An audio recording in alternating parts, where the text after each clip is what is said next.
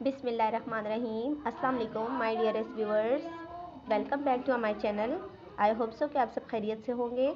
आज मैं आप लोगों के लिए एक बहुत इंपॉर्टेंट वीडियोस लेकर आई हूँ जो कि क्लास 9 की केमिस्ट्री में जितने भी क्लास 9 में साइंस की फील्ड में स्टूडेंट्स पढ़ रहे हैं, ठीक है, उन्हें केमिस्ट्री के अंदर एक मेजर क्वेश्चन आता है, ठीक है, आपको लिखा हुआ भी नज़र आ रहा है कि find number of electrons, protons and neutrons. Basically बहुत से स्टूडेंट्स कहते हैं कि it's very easy question, but it's only depend on that there's if this condition is present here like this one carbon 6 and 12 means कि आपके पास atomic number और atomic masses दिए हुए हैं, तो आप नंबर ऑफ इलेक्ट्रॉन, प्रोटॉन और neutron कैसे निकाल सकते हैं। ये सिचुएशन बहुत सारे बच्चों को पता होती है, ये चीज़ भी आपको यहाँ पर क्लियर करूँगी इस वीडियो में जिनको नहीं पता। और एक और सिचुएशन आपको नज़र आ रही है, ये देखिए, ये एलिमेंट लिखा हुआ है, ये एलिमेंट है, इसके अंदर कोई भी मैंने अपने पास वो मेंशन नहीं किए कि कौन कितने इसके नंबर ऑफ़ इलेक्ट्रॉन है, कितने इसके नंबर ऑफ़ प्रोटॉन्स हैं, तो लेकिन सिर्फ इतना बताया है, सिर्फ आपको पास नंबर ऑफ़ एलिमेंट लिखे हुए हैं, ठीक है, कि कैसे इसके अंदर हम इलेक्ट्रॉन, प्रोटॉन और न्यूट्रॉन बताएंगे। ये चीज़ मैं आपको सिखाऊंगी इस वीडियो में। तो अगर आप मेरे इस चैनल पर न्यू हैं तो मेरे चैनल को सब्सक्राइब, लाइक एंड शेयर करना मत भूलिएगा। Thank you so much. अब हम अपनी वीडियो स्टार्ट करते हैं। सबसे पहले इस कंडीशन को पढ़ने से पहले हम बेसिक कंडीशन को सीखेंगे। जैसे कि हमारे पास बेसिक कंडीशंस के अंदर एक कंडीशन है हमारे पास कि नंबर ऑफ़ इलेक्ट्रॉन और नंबर ऑफ़ प्रोटॉन्स जो होते हैं वो दोनों आपस में क्या होते हैं, इक्वल होते हैं, ठीक है। जैसे कि ये हमारे पास कार्बन है, कार्बन 6 12, इसमें ये जो स्मॉल नंबर होता है ये हमारा एटॉमिक नंबर है, ठीक है।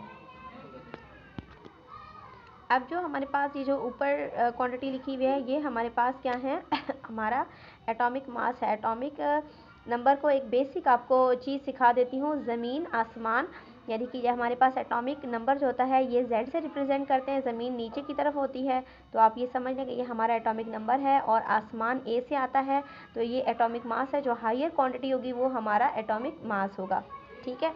तो जो छोटी चीज़ है वही हम लोग शेल्स में फिल करते हैं, वो हमारे नंबर ऑफ़ इलेक्ट्रॉन होते हैं। तो जब शेल्स में फिल कर ली तो वही हमारे नंबर ऑफ़ प्रोटॉन्स होंगे। तो यहाँ इस एलिमेंट के अंदर कार्बन के केस में हमारे पास 6 ही नंबर ऑफ़ इलेक्ट्रॉन्स होंगे और 6 ही नंबर ऑफ़ प्रोटॉन्स होंगे, ठीक है। तो जब हमें न्यूट्रॉन फाइंड करना होगा तो ये देखें, मैंने ये फार्मूला लिखा है, आसमान और ज़मीन, यानी कि atomic mass and atomic number. तो एक हमारा एटॉमिक मास है, कितना है यहाँ पर 12, ये 12 हो गया, -6 हो गया, तो दोनों में से आपस में माइनस करेंगे तो 6 आ जाएगा यहाँ पर, ठीक है। तो 6 is the number of neutrons present in the molecule in the atom of carbon. आपके पास, आपको क्लियर है कि हमारे पास इलेक्ट्रॉन, प्रोटॉन इस कंडीशन में इक्वल होते हैं। अब हम दूसरी कंडीशन देखते हैं। दूसरी कंडीशन में जाने से पहले आपके पास ये एक और एग्जांपल मैंने दी हुई है लिथियम की और नाइट्रोजन की, जो कि आप बाय सेल्फ सॉल्व करेंगे, ठीक है, और मुझे कमेंट्स में लाजमी बताएंगे कि आपने इसके क्या आंसर्स फाइंड किए हैं।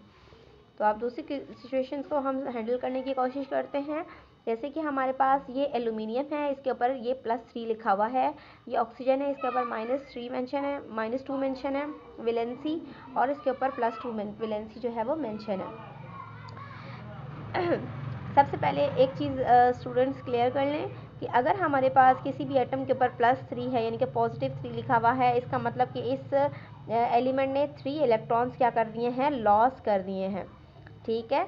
और इस केस में क्या होता है, इसने क्या कर लिए हैं, 2 इलेक्ट्रॉन किसी से गेन किए हैं, ठीक है। अब क्या हुआ, जब लास्ट वैलेंस शेल के अंदर इलेक्ट्रॉन्स ऐड होंगे या फिर वहीं से लॉस होंगे, इसीलिए हम किसी भी एटम का जो लास्ट शेल होता है उसे हम कहते हैं valence shell, means that shell which really decide the valency of an atom. तो यहाँ पर इस एल्यूमिनियम की वैलेंसी है +3, ठीक है। तो अब +3 से मुराद ये है कि एल्यूमिनियम का एटॉमिक नंबर क्या है, हमारे पास 13, और इसका मास कितना है 27, जो कि हमें मेमोराइज होना चाहिए, ठीक है। पीरियोडिक टेबल में 1 से लेकर 20 तक के जितने भी एटॉमिक एलिमेंट्स हैं उनके एटॉमिक नंबर और मासेस आप लोग मेमोराइज कर लें, ठीक है। इस स्टैंडर्ड के लिए मोस्ट इम्पॉर्टेंट है। आपने क्या करना है, अब ये चीज़ मुझे पहले से पता थी, तो ये 13 जो है, इस 13 को हमने देखना है, यही हमारे पास नंबर ऑफ़ इलेक्ट्रॉन्स हैं, ठीक है। इसमें से 3 हमने क्या कर दिया, माइनस कर दिए, तो कितने नंबर ऑफ इलेक्ट्रॉन्स रह गए हमारे पास, 10। प्रोटॉन्स में तो कोई तब्दीली नहीं है, प्रोटॉन्स हमारे पास इस न्यूक्लियस के अंदर मौजूद होते हैं, प्रोटॉन और न्यूट्रॉन, ठीक है। प्रोटॉन हमारे पास 13 ही रहेंगे, ठीक है। और जब हम ये फाइंड करेंगे न्यूट्रॉन्स, तो न्यूट्रॉन्स में जो ऊपर आसमान बड़ी वाली चीज़ है वो क्या है, 27 माइनस 13, तो इसको माइनस कर लेंगे, 7 में से 3 माइनस किया तो आपके पास 5 6 7, आपके पास आ जाएगा 4 4 5 6 7, यानी कि 7 में से 3 माइनस किया 4 आ गया, 2 में से 1 गया 1, तो 14 हमारे पास आ जाएंगे number of neutrons. I hope कि ये बात आपको क्लियर हो गई होगी कि वो एटम जिसके ऊपर वैलेंसी मौजूद होगी वो, अब ये प्लस वाली चीज़ तो मैंने आपको बता दी, अब माइनस वाली चीज़ आप लोग सुन लें। जैसे कि ये ऑक्सीजन के ऊपर -2 लिखा हुआ है, ऑक्सीजन का एटॉमिक नंबर क्या है, 8, ठीक है। तो इस केस में इसके नंबर ऑफ इलेक्ट्रॉन कितने हो जाएंगे, इसके नंबर ऑफ इलेक्ट्रॉन हो जाएंगे 10।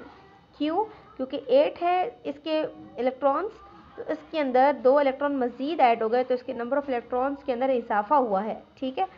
और प्रोटॉन्स इसके क्या रहेंगे, ऑक्सीजन के 8 ही रहेंगे, और इसका मास कितना होता है, 16 में से 8 माइनस कर लें तो क्या आ जाता है, आपके पास 8 ही आएगा। तो आपके पास न्यूट्रॉन, नंबर ऑफ न्यूट्रॉन्स कैसे आएंगे, A माइनस Z, 16 माइनस 8, तो आपके पास आ जाएगा 8। Thank you.